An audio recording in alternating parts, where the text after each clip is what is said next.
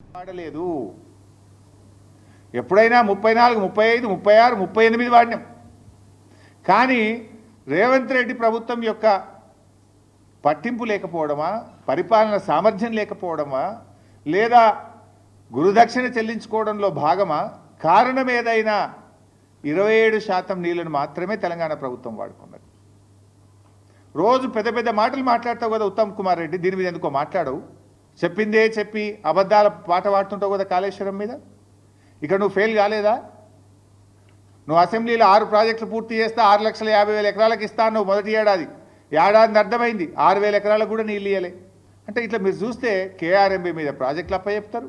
కృష్ణానదిలో మనకు 34% వాటా ఉంటే కేవలం 27% వాడి 65 టీఎంసీలు ఈ సంవత్సరం తక్కువ వాడుకున్నాం. అందువల్ల ఇలా ఖమ్మంలో పంటలు ఎండినాయి, నల్లగొండలో పంటలు ఎండినాయి, సూర్యాపేటలో పంటలు ఎండినాయి, మహబూబ్ నగర్లో పంటలు ఎండే పరిస్థితి ఏర్పడ్డది.